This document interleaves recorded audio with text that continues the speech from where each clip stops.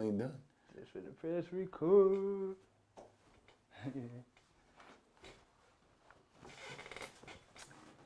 Alright, yeah, we going. Yeah. Hey y'all, thank y'all for joining in to another episode of the 38114 show.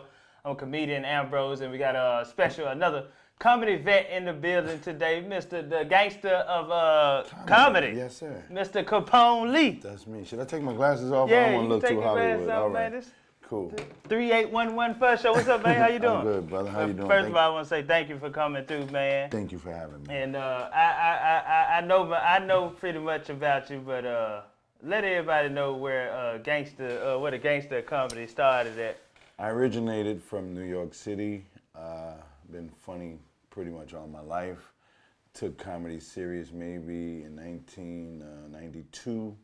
Been doing it ever since. I have a pretty good resume with comedy. Very happy with my success. I started at a college, I forget the name of the college, City College. Right. And, it was Columbia or something. I did my right, research. yeah, Right. Columbia University.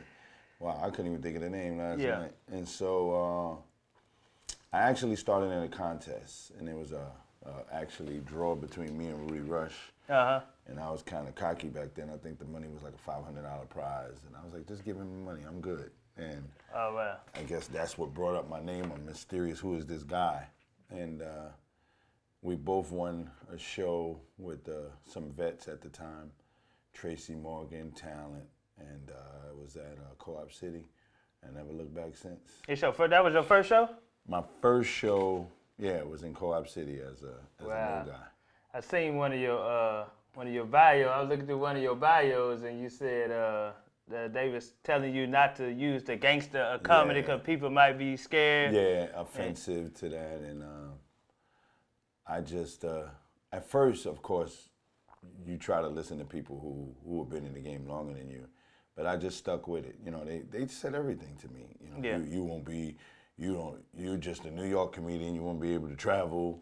Yeah. I did that. You'll never get on TV. Yeah, I did that. You've never that. been in a movie. I've been the host for the Apollo for 27 years. I like your rebuttal. You said that I done sold drugs. I done sold a whole lot of other stuff. Now I'm selling myself, and I will not sell myself short. Exactly. That's cool. That stuck in my head, man. I was like, I'm a student of this game, man. So I know you was a hustler before you got into the comedy business, and that's who I gravitate towards too, because I was like a hustler too before I got into this comedy business. So that's who's gonna continue to eat. Can you explain what made you such a hustler now in the comedy business? What was your backstory? What was you doing? The product itself is me. Okay. And I have to treat me better than I treat any other product that I have.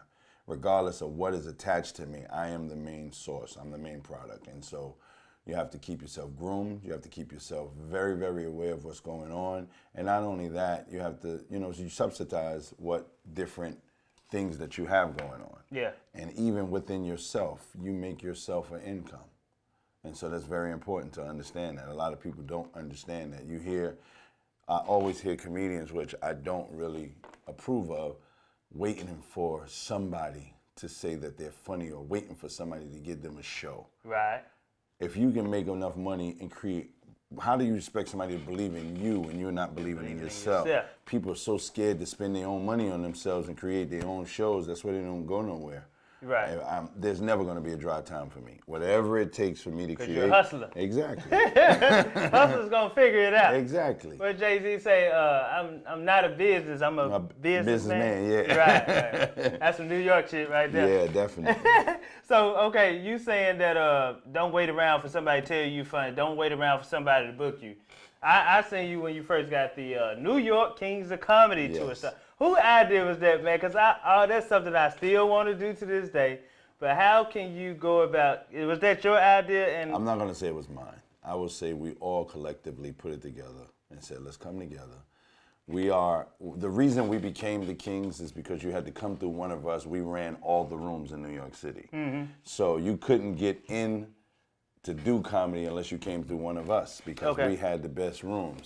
And so we were most recognized. We never said we were the funniest, never said anything. We were just collectively together running New York City. Okay, so all y'all hustlers. Yeah, exactly. Okay. Well, I wouldn't say that. Okay. Well, you know, in the comedy bit, putting the comedy shows together. Right, exactly. In that realm. Yeah. So it was you, Talent, Rob Stapleton.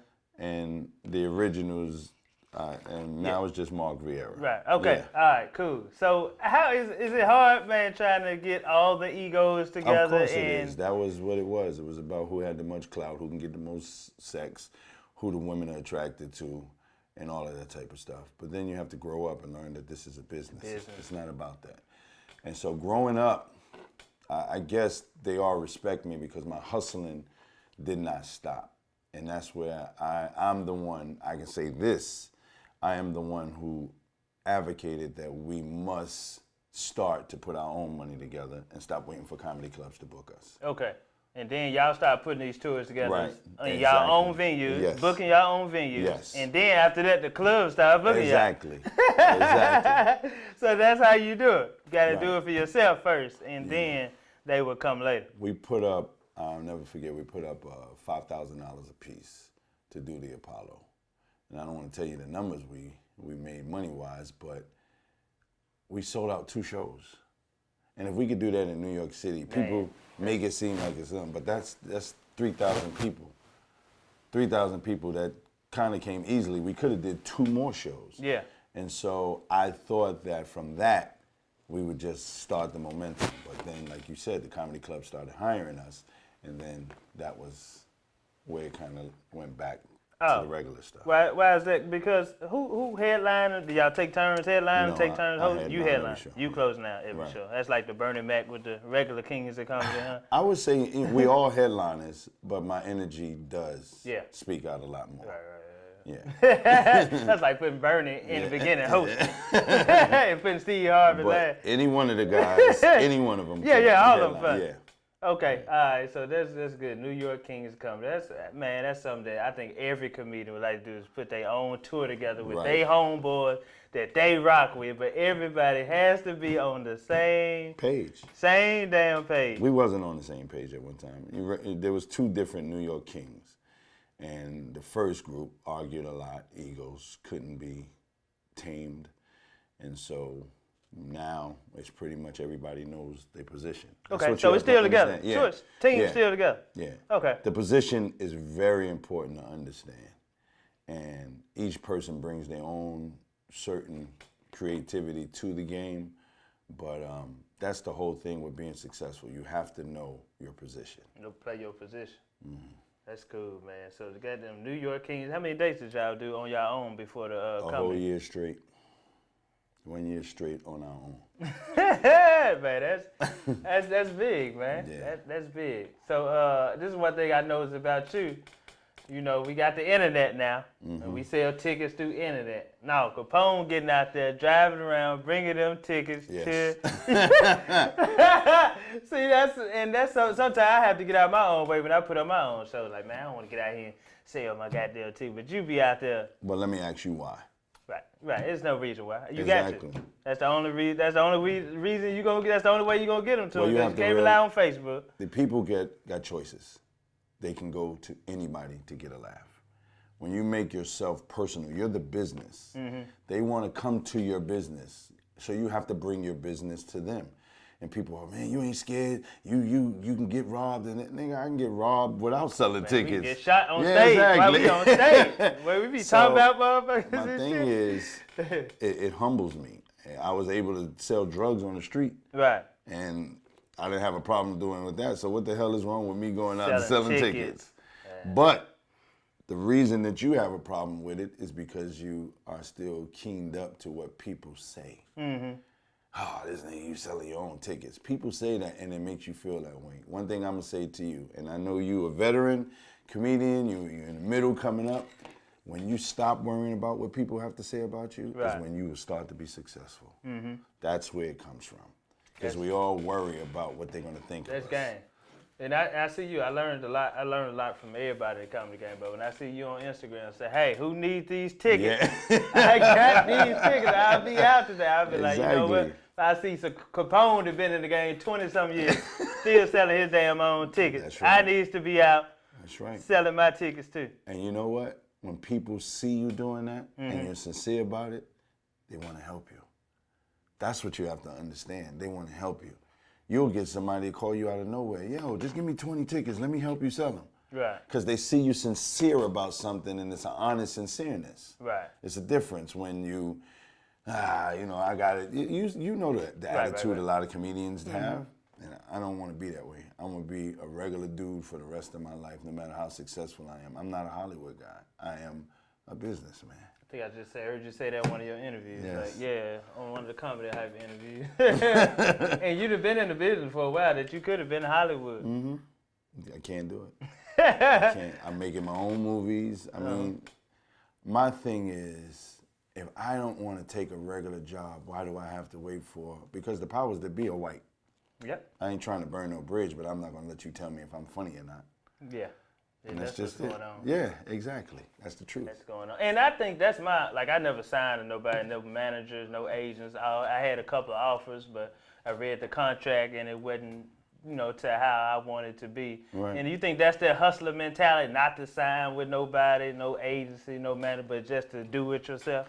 Well, the funniest thing is that I have an agent, but my agent respects my hustle so much, they was like, well, we will get you work, but we won't overcross you. If your work is there, because they know how I do. So I'll call them and be like, look, I got 2 weeks off. Book me. Okay. Do they give a percentage off the shows that you book? No. Okay. No. See, that's where a manager come in. Well, a manager is not somebody who tells you what to do. They manage what you want them to manage. That's the difference. People be like, my manager said I did. Fuck that. No, nobody's going to tell me. I figure this way, and then you manage what I say. Right. And a lot of times that's why kids or brothers get robbed, because they put the manager in so much control. Well, handle that for me. No, we have to see everything together, and you say this. Right. That's how it's supposed to be. Yeah, I had a talk with this guy. We sat down face to face and talked about, okay, I'll get you on a certain amount of shows, and I get a percentage off that. And then he told me face to face that the shows that you book on your own, I see you working on your own, you Right. did TV on your own. He get a percentage of that. He said when we sat down face to face that you keep the money off the shows that you book, and I only get a percentage off the shows I book. But then when the contract came around, look, he wanted a percentage off my shows, off my merchandise and everything. I was like, whoa, this ain't what we discussed in person. You already lied to me. And that's why it's important to read. Yeah, that's what my mama told me. Always read. You might be signing your damn life away. You're right. You're right. So that's that hustler mentality, man. I mean, so you just have an agent, and they just book you on shows, and they get a percentage off the show. Right. Okay, no manager. You your own manager. You've been independent this whole time? Yes, the whole way. Wow. And you have to understand this. It's about relationships. Yep. Like you and I, we have a relationship. I'm here. Yeah. If I didn't have a relationship and you called me, can I get on? No. I'm not doing it. Exactly. I'm not about burning bridges, but it has to make sense to me. I have to be able to respect your character. Right. And that's what a lot of us don't do. We don't go into seeing what a person is. I mean, you go into an interview and some people are actually in a position to disrespect you. Right. Yeah, you can't allow that. I know they looked at me like I was arrogant because I won't go the way that they want me to go. Is that name Capone? Now that come from the old Chi-Town Gangster Capone. Do your history a little bit. Actually, Capone was from Brooklyn. Okay. Oh, he was originally from. Yeah. Oh, okay. He was originally from Brooklyn, and he saw that there was a great opening for different things. Mm-hmm. And he took his Brooklyn mentality and took it to Chicago and ran Chicago. Oh, okay. So he was originally from. Yes. Okay. Dig that. So I get a lot of flack from that. The Gangster of Comedy is definitely something that I don't try to use in a street mentality, but the business of comedy, I wasn't invited in. Nobody said, hey, man, come in. I had to gangster my way into it. So really what you got to do with this guy. Exactly. You can sit back if you want to. And I stuck with it. But I think I heard you say that gangster ain't about, being thug. That is just really about respect. Exactly. That's all and it that's is. what it is. Is you If you walk down the street and you see somebody, he ain't got to be toughened up or he ain't got to be carrying a weapon, but you know the aura, and the aura will always stand there because that's when I'm standing. Don't fuck with me. Exactly. Where does that come from? That came from the street? Yeah, respect. That's all it is, respect. You know I'm not nothing to play with, and I don't want to show you in different ways. So basically, I just do it through jokes. And even my jokes are very aggressive. Yeah. And they're very honest. And that's what is gangster about, my honesty. And so people learn to respect People respect that. Exactly. That's how you can walk around with no security. I don't need no security. Nah. It's all about your aura. Exactly. That you put out. Real recognize real. Right. Yeah. I try to tell my son that too, man. It's all about the energy you put out. You want to put out that gangster energy. That's what's gonna come back to you, and you got to be prepared for that. Well, I'm glad you said that. I'm glad you said that you tell your son that, because you have to realize there's two things that we, as adults, have a difference. When we were coming up, they were giving this thing out called knowledge, and we were taught certain things by elderly people and respected. Hey. These kids today are living off of information. Everything comes to them quick. It's so quick that they can't even absorb it or learn from it. They just hear it, see it, and react to it. There's a difference between knowledge. You heard it all the time, and that's why it's embedded in your head. Yeah. So that's what's the difference between us and them. Okay, with you being in the streets, you did all that, been to prison and all that. And you see what's going on, you know, especially with our black brothers today, especially in the rap game. What advice you can give the younger kids who thinking about getting into that? Like, what advice can you give them? Because you done turned your life around, you done left all that. Now you're doing something positive and helping everybody out. What advice can you give them, man? Look at the industry. It's very important to look at the industry. Do you think it's a coincidence that these young rappers are just dying like that after they having $1 million hit record? Yeah. It's not a coincidence. It's something that's happening. They don't have to pay no residuals. They don't have to pay nothing back to a dead person. There's not even a setup for them. So you have to look into the industry. I didn't think about that. So now they get to eat off these people. Exactly. Ever. And they ain't got to deal with them no more. No more. You got 1-2 hit songs, an album out of you. What is so hard for you to take your album or take your thing and do it the old-fashioned way? Because the industry is not the same. Nothing is the same. Everything can be streamed now. Yeah. So why aren't we doing it ourselves? It's just amazing that these hit guys, these guys that, we talking about guys that come out with one album and selling out arenas. Yeah, yeah. They doing it. One song. Then they die. Right. Then they somehow mysteriously just got killed. And it's easy to blame some other thug or whatever they want to call us on the street, right? Because we always create beef and jealousy with each other, and we're not looking at the bigger picture. Okay. All right, so look at the industry that you get in before you get in it. Exactly. All right, man. So with comedy, have you ever had a chance to perform with the great Bernie Mac? I haven't performed with him, but I met him. You met him? Yes. How was that? It was, actually it was, the best way to put it is amazing. Because at the time we were forming the Kings, and Bernie kind of like this does. Kings, who the Kings? And I remember. Because this after they had the Yeah, Kings exactly. Right. And so Paul Mooney said the same thing. Ain't no goddamn Kings unless Richard Pryor die, you know, that shit. So it was hard to be respected with the name Kings, and I actually took a group and changed the name to the Top Dogs of Comedy. That's when the Kings broke up, the original Kings broke up at first. And I put a group together called the Top Dogs, and we toured together very well, but, you know, powers that be, it wasn't strong enough. Okay. Yeah, so it was a delightful He situation. said something to you about using the Kings? No. He just, it was on an interview. He was like, who are the Kings? Yeah. Because even they wasn't really messing with that anymore. Okay. So Right. you ain't having I know you I like the way you command the stage, and like the way you hold the microphone down there so your voice can project. Where you get that from? Music. Music? I was actually a rapper artist before. That's strange. Yeah. I never heard that. I was actually a rapper too before. Yeah. And I was really? actually in high school when our first album came out. Are you albums out Yeah, and everything? Yeah. Wow, so you started rapping. How long were you rapping? Yeah. Oh, I was rapping for my whole high school year until actually I started selling drugs. That's what made me sell drugs, is because my album got put on the shelf.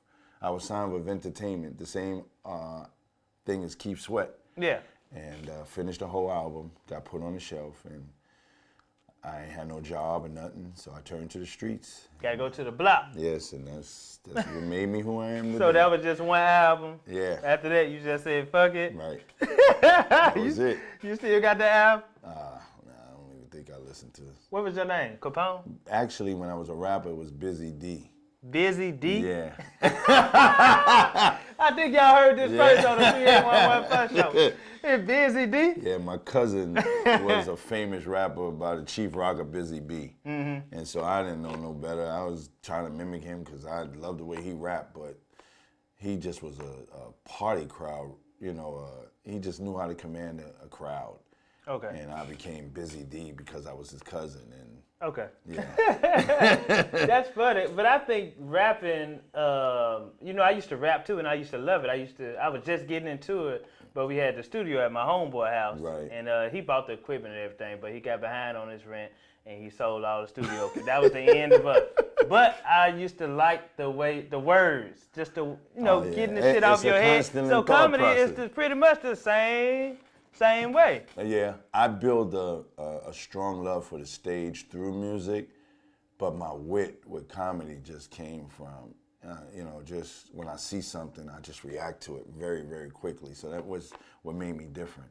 Like when I first started, it wasn't even about jokes. It was about somebody saying something to me, and I guess that gangster aura, when I snapped on people, I was relentless on them. Yeah. And so they was like, yo, don't fuck with that nigga. So that's how I got the reputation of being who I was. Yeah. The gangster of comedy.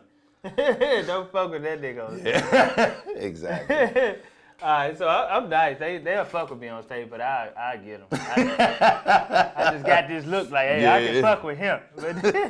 But I think I always did my research on you, but I think my first time performing with you, we was in Toledo. Right. And Toledo, that was my first time actually seeing you perform live, and man, I was like, yeah, this guy's funny. But I been knew that though. Right. And I think later on, like one day I'll see you at the gym working out. We never did just talk. Right. You know, talk like that, but this is my first time getting to sit down and talk with you. It's just a pleasure, man. You still take care of yourself working out? Oh, yes, sir. Yes, sir. I am, I actually sell this product called Black Seed that helps people out. That's right. Yeah.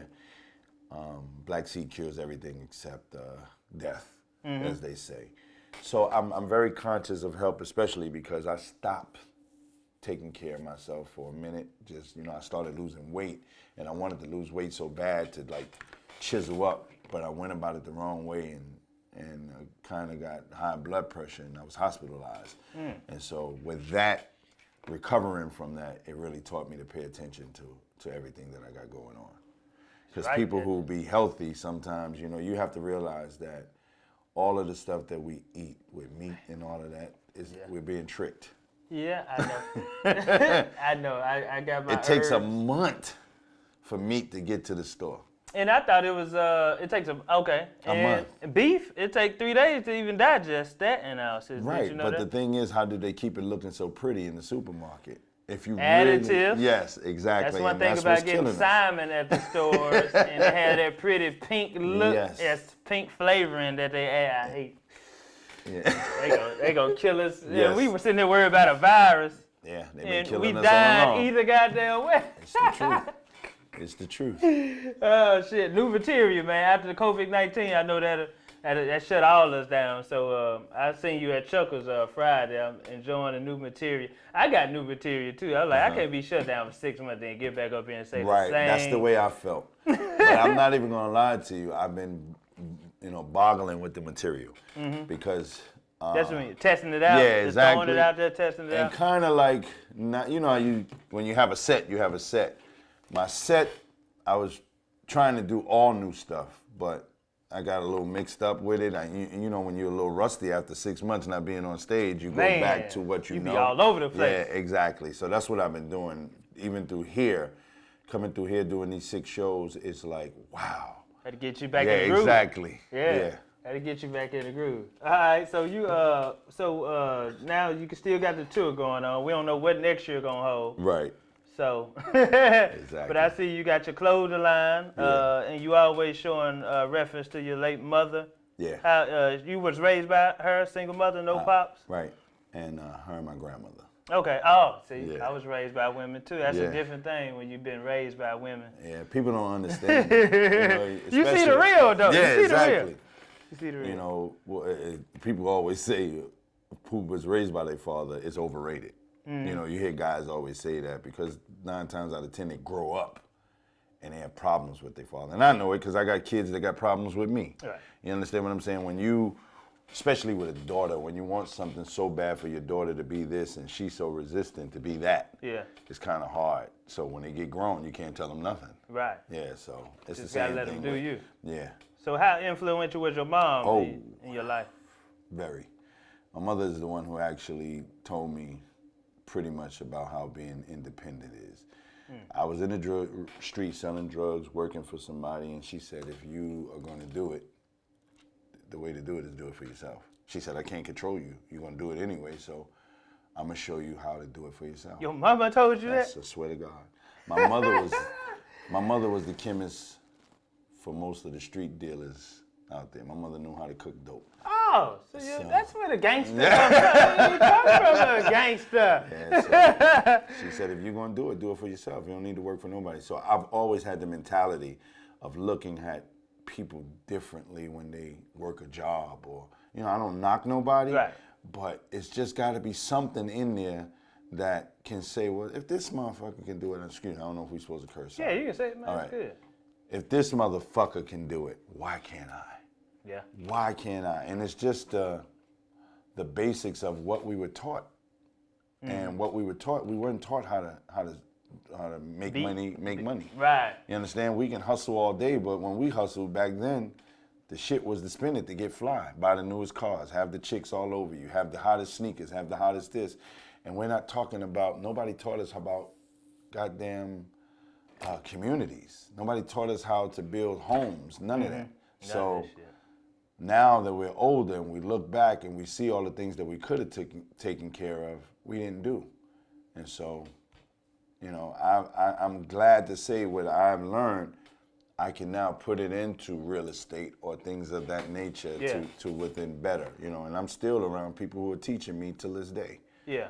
Okay, dig that. Yeah, you got to unlearn and relearn. Yes, exactly. Because we were taught to go to college, go to school. Yeah, exactly. Get a job. Get in debt. That's one thing. Even when I was little, I was like, I don't like this American dream shit. Yeah, exactly. Staying at a job, working there for 60 years, get a house, a wife, a girl. That shit sound boring. Yeah. I was like, why I can't do what the fuck I want to do? Exactly. Very true. And you can, but you just taught differently. Yeah. Yeah.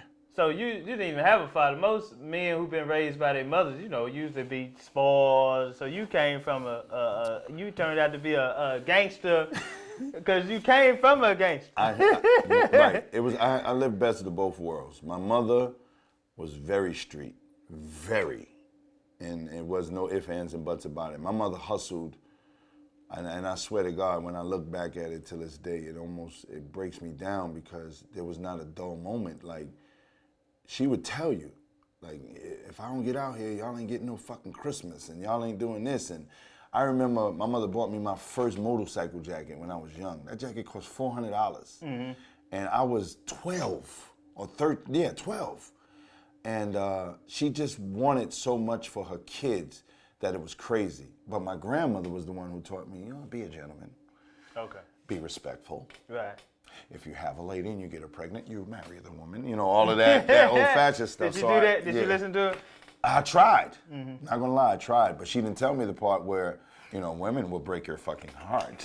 and you know, women They'll cheat never too. tell you that yeah, part. exactly. You fall in love and she done seen somebody riding in a nice car. And your cute girlfriend is getting rocked by a nigga with 3 big chains. I think that's when you become a man, when you get your heart broken by a Oh woman. my God. Cause before that, you just gullible, you naive, you don't know no better. But as soon as you get your heart broke by a woman, that man you up, you be like, okay, now I know how to conduct myself. Fuck these bitches. No. I'm gonna guard my feelings. I'm gonna guard my feelings some more. And I know I can tell my son 15. I know I can tell him that all day long, but I know he ain't gonna man up until he get his heart broken by a woman. God. You can tell him do this, do that all day long, but until he say it for himself. Then. My son got his heart broken. Was the funniest shit in the world to me. For real? Woo! How old was he? He had to be about 18. He was working with me in a barbershop, and he fell in love with one of the beauticians I had. I owned the barbershop, and I told him, you know, don't mess with none of the staff. Him and her sneaking around, little Spanish girl. This was the funniest story as hell to me. Spanish? Yeah, so she, I mean, they had a nice relationship, tried to keep it sneaking. Mm-hmm. So I found out, and he thought he was the man. And he was like, man, my woman would never do this. She would never, she know better. And she wound up messing with an older dude. And I'll never forget that shit with my son. I had to hold him, he was so crushed. I'm talking about, she was like, he was trying to be, you know, come on. He wanted to fight the man and everything. Yeah. And the man broke it down to him. Why you want to fight me? Your girl came to see me. I don't know you. There's no disrespect on my part. Again. Yeah. So he broke it down to him, and I told him that the man was right. Oh, fuck that nigga up. And so he told the girl, come on, let's go. He mad. She was like, no, I'm going to stay with him. Wow. Whoa. Woo! That shit killed him. Dang. That man put something on her. Hey, he good now. Your son good now, though, right? He straight? Hell yeah. Straight? Oh, yeah, man. When his little brother said, my girl would never, he said, don't say that. Don't say that. You know what? And when some women think you be talking about them when you try to educate men or women. Like, I like all my nephews. My nephew this is his first time having a baby. He's like, hey, Ambrose, you know, I seen you become a father. You know, I look up to you. You got any advice for me? I said, take a DNA test first, make sure it's yours. And then after that, if it's yours, take care of it. Yo, he did the same thing. Yeah. No, man, I know my girl. You know what I'm saying? My girl, I know. It's like, okay. All right, you just don't want to find out later on you've been taking care of a motherfucking kid that ain't yours. And that ain't got nothing to do with a woman because you want to take a DNA test. Exactly. She ain't got to take one. It's hers for sure. But, you know, you just won't. You know, I just try to tell her, man, that's my girl, man. She's straight. I know where she been. I'm like, okay. Anything can happen. Trust me, my first son, that's what I went through. My heart got broke. That's when my heart got broke for the first time. Oh, for real? Yeah, I found a letter where this nigga from the army thought that was his son. And we were high school sweethearts. Yes, sir. Hey, speaking of that, your opening joke when you came out and did Def Comedy Jam, you had on all black. Uh-huh. And you said, give it up for the troops. Oh, okay, like, yeah, I couldn't do that bullshit. And that's so true. You said they send them young kids over there. How about sending them niggas that's locked up in jail? Prison, right? If you go over there and you make it out, you cool. Good. But if you die, you was gonna die anyway, motherfucker. It's the truth. That's true, man. What the young folks gonna do? What they doing? Exactly. Man. You know what I mean? I interviewed a lot of comedians who are vets who went to the army, man. Yeah, and that shit ain't right. Because that shit get in your head. You going over there killing motherfuckers. Especially you come back and you can't get a proper job. You know, the only thing they want you to do is law enforcement and the same shit where you carrying a gun to actually traumatize you a little bit more. That's fucked up. So you been to, we finna wrap up. Okay. But let everybody know what's coming up next, man. We don't know what this year gonna hold, but shit, we don't know if we gonna get shut down again or not. But what's your next move? You just did the comedy hype. You on the comedy hype? Yes, I'm on the comedy hype. I'm actually one of the analysts. Shout out to my whole crew on comedy hype. I actually did a new film that I produced called Traffic Lanes, which is coming out at the end of this year. Okay. Which I'm happy that. Where you record that at? In New York. Okay. Yeah. Shout out Everyday the Grind, the brand, I'm sorry. And I just want to continue. You know, I'm into real estate now. I want to help black people realize how wealthy we can be without the permission of another race. You know, we depend on so many people to tell us what we can do. I just want to help. If whatever I can do to help somebody become successful throughout the knowledge that I have, that's just my thing. Yeah, that's dope. That's You with it. the nation, brother? No, I'm not. Okay, that's the Nah. that's the whole nation mantra too, is to just be independent and work for you and Right. you know what I'm saying, support our own kind so we won't have to go to another race. And it's amazing how no matter how much we try to do it, they try to stop it. From Black Wall Every Street time. on Every to now. time. Yes. I just thought about this. We just elected Joe Biden into office. Right. And then we just gave all the Chinese folks our money for the PS5. Don't they make the PS5? Just Right. Korean? Right. Like we are for everybody else except for ourselves though. We enrich Everybody. everybody. We And went then- hard for Biden, then this PS5 just dropped, we getting all our money to them, but yeah. And we don't have communities. It's a difference. It's a difference between building a house and building a community.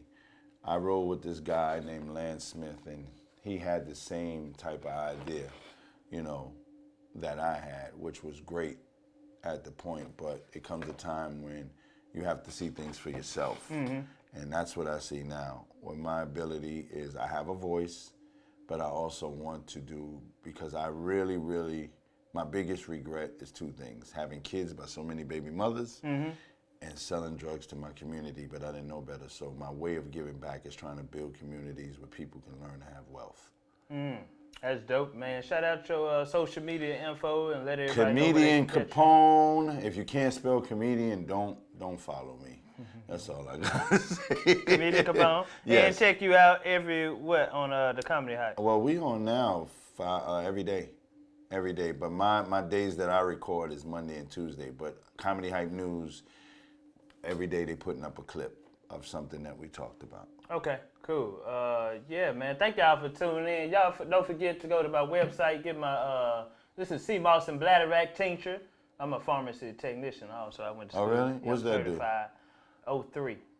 Went to school. And what this is 2 of the most powerful herbs soaked in 80 proof vodka for 6 weeks. And what the vodka do is extract all the minerals out of it. Right. So, and then you just take it as a tincture. You put that under your tongue, put 2 full droppers under your tongue. See that? Right. And Seamoss and Bladderwack, man, is full of magnesium, iron, and iodine. So, So you taste the alcohol too? you not barely, but you taste pretty much. Because the I don't minerals. drink, so. Oh, you don't drink? Nah. It's not enough to get you drunk. Oh. So you put it under your tongue, and your salivary glands take it straight to your bloodstream, so it's instant. I knew you was intelligent for a reason. sir. Salivary. And I also got my comedy special. It's on a 1 gigabyte USB drive. That's my son right there, man, trying to show him how to be a hustler too. Right. It's called Say It Louder. It's 35 minutes of stand-up, 15-minute documentary on there. You can go on my website, comedianambrose.com, and get that. And man, pleasure to come through, man. I just learned something Always, about you. man. I want to do. No, I don't. I ain't ready for that yet. Oh, okay. Yeah. But But before we're you gonna get talk out of about here, it. I got to get you to look in the camera and say, thank y'all for tuning in. This is the 38114 show. Okay. Why you got so many numbers? That's my zip code that I stayed in majority of my life here in Memphis. I'm just 38114. Show. All right. All right. Thank y'all for tuning in. This is the 38114 show. All right. See, I knew I was gonna mess up. 38114 show. This is the 38114 show. Comedian Yes. Capone. Appreciate I'm you. here. brother. Appreciate it, man. Thanks for coming. Thank you, brother. you. That was great. That was great. 38114 show. Cool. Yeah. Good. Yeah, we good, man. Appreciate that.